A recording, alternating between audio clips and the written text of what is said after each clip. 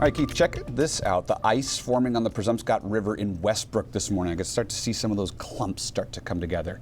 This is right near Sacarapa Falls, where like the famous ice disc is. Oh, yeah. And given the temperatures we've had, I wouldn't be surprised if we see another one soon. I don't think we ever figured out exactly how that happened. There were like other smaller versions of it, but it never did it quite like that. It has a lot to do with how the water comes down the falls and then is slowed by the rest of the river. It and just there's kind an of eddy rotates. there, and yeah. that makes sense. But what's odd about it is you wouldn't think that it would stay in that spot. It would like break up and go downstream or whatever. All kinds of ice out there.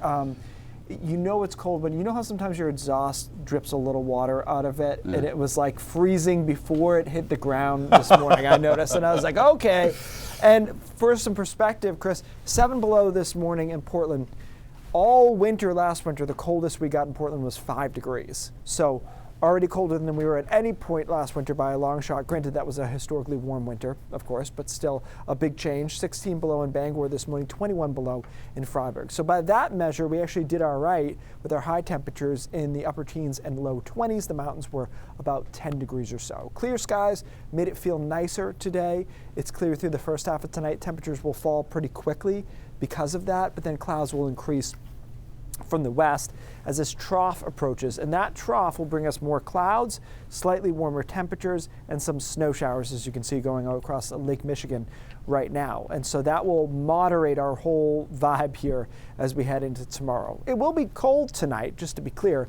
Forecast lows are in the single digits, a couple of spots below zero, but that will be the first half of the night. Second half of the night, temperatures actually either flatline, or they actually increase. So by tomorrow morning, we'll be about 10 degrees or so in a lot of spots. A lot of clouds around tomorrow, isolated snow showers and squalls. I don't think there's a ton of them around. So we gain temperature, but we lose sun. So it may feel kind of similar midday tomorrow as it did today, but the morning will not be as cold, and we'll be gradually kind of climbing out of that hole into Friday too.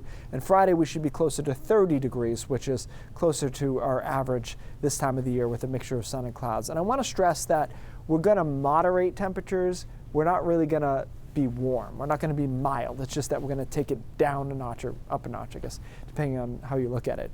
But during this time period, there's no major storms. The weekend looks pretty good, quiet, a couple snow showers on Sunday afternoon, but nothing really that piques my interest. And this is usually the time of year where there's stuff kind of flying around us all over the place, but that's not the case here.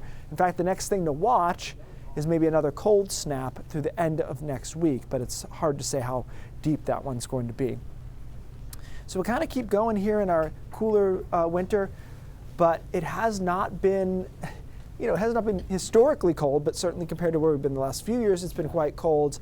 We're going to moderate back to closer to average, and there's just a couple of snow shower chances in, but if you're a snow lover, there's really there's nothing significant. And again, there's nothing even the next 7 days that interests me. So we'll have to go out farther than that and see where we get. Then we'll be close to early February, which I always think of it as like pretty busy time period. In the meantime, you can pick up ice fishing.